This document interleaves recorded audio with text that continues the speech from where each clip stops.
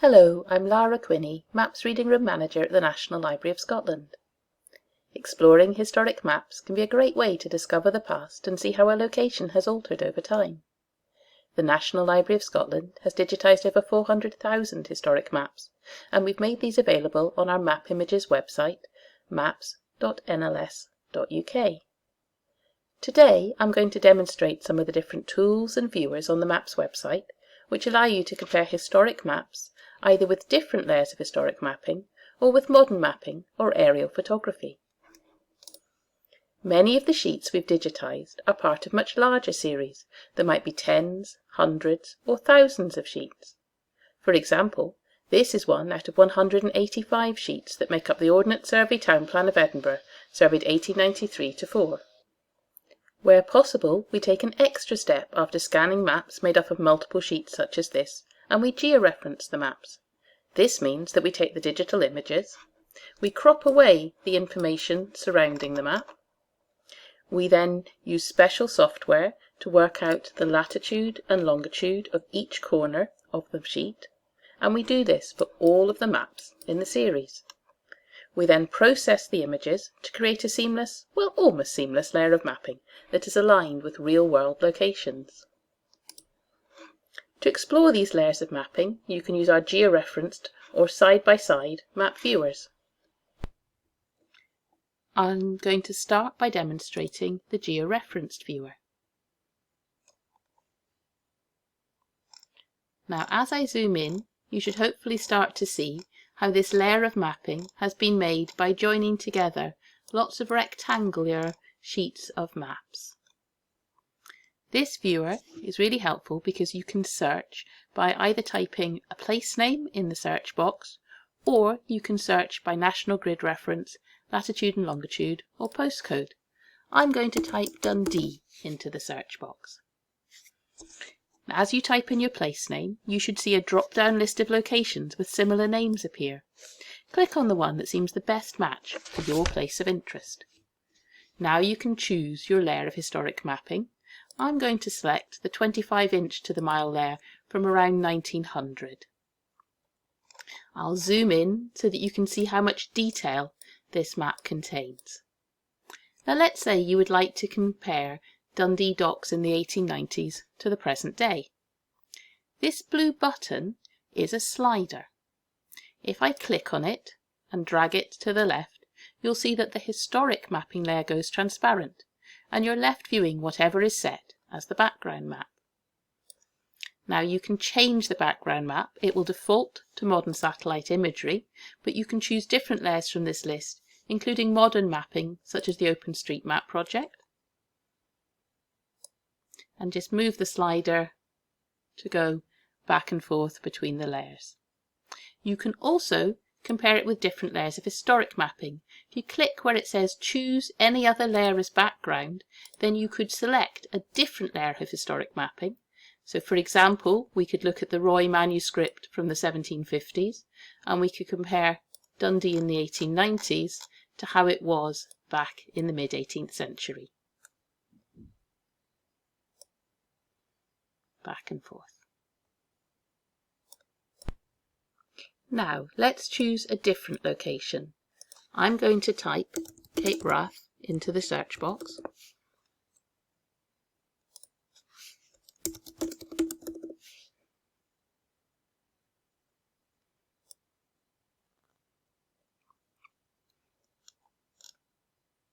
And I'm going to move the transparency slider back to this end. Now, let's choose a layer. You'll see that the 25-inch layer is not showing anything for this location. That's because the Ordnance Survey didn't map this north corner of Scotland at the 25-inch scale. So let's swap to a different scale of mapping. I'm going to select the 6-inch to the mile scale instead so that we can see the historic layer for Cape Wrath. And just like before, if we move the slider, we can compare with past and present, and again we're defaulting to some of the modern satellite imagery when we move the slider, but we could change to different layers. Now let's look at some of the other features of our georeferenced viewer. When you're viewing the map layers, you might want to know the precise details for the mapping that you're looking at. Down here where it says Display Map Details, if you click on that and move your mouse across the screen, you should then see the title, survey and publication date for the sheet, and there's also a link that you can click on to see this map as an individual sheet again instead of part of the larger layer, and you can use the back button to return to the georeference viewer from that. You can also choose to filter the overlays. If you click on this blue line that says Filter Overlays, you've options to narrow the date range if you want perhaps to find more recent mapping, and also to alter the scales if you want to go for larger scale, more detailed, or smaller scale maps. And you'll see that the number of layers available alters depending on the filters that you put. And there is also a clear filters option that you can use to get rid of these filters if you require. To get rid of this expanded layer, you just click again where it says Filter Overlays, and that will reduce down again. Now let's look at our side-by-side viewer.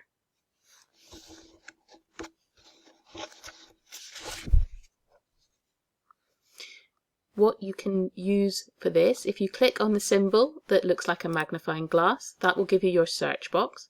This time, let's try searching by a postcode instead of a place name. So I'm just going to type the postcode into the box.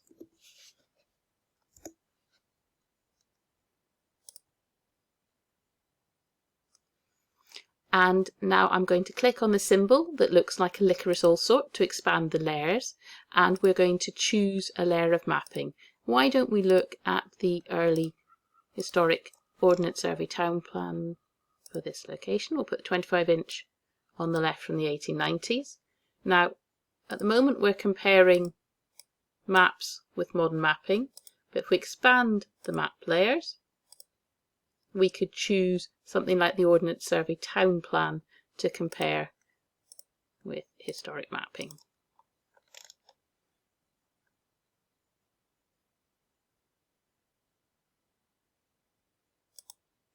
So on my left, I have the Ordnance Survey town plan from 1870, on my right from 1890. We're looking at London Zoo, and as I move the mapping, you can see both sides move together, and we can see that between this 1870s map and the 1890s, the Lion House has been constructed. Another option in our side-by-side viewer is to turn Swipe On. Now, if you click on this, what this lets you do is it makes this central line become something that you can move side to side. So I'm just going to close the layer boxes so that we've got more space to view. And now when I click and drag, it takes it in turns, showing different layers on the top. So that can be another really great way to compare different layers of historic mapping. And if you want to change one of the layers, just click on the licorice allsort symbol, and we can again go back and choose a different layer of historic mapping to have up on the left hand side.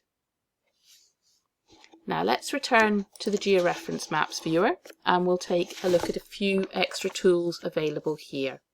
So this time, why don't we try searching for an island? So I'm going to type Butte into the search box. I'm going to start to zoom in on the town of Rothesay. And let's look at some of the additional tools available to us. Let's try, this time, why don't we try a layer of more recent mapping. So we'll go to the National Grid mapping from the 1960s. Now, in our Georeference viewer, we offer you extra tools. We've got measurement tools. If you click on this symbol that looks like a protractor and a set square, you can then choose to measure a bearing, to measure a distance, or an area. I'm going to try measuring an area, and I'm going to measure out Rothesay Castle. So if you click at a point and then just click your way around the shape, double click when you're done, and you will see the area given in both imperial and metric. We also have drawing and annotation tools. If you click on the symbol that looks like a crayon, you can choose to add markers to your map. So you could mark out places of interest to you. You can draw on lines. You can mark out areas, and you can also add text if you want to annotate one of your labels as interesting to me. Finally, if we look down the bottom left-hand corner, there is a symbol that's meant to represent a printer, and if you click on this, this gives you options to print or save the image from the layer that you've been looking at, and you can have this as a portrait or a landscape image. You'll see that any annotations you've added are still on the map, and you can zoom in and recenter to get it just the way you want it.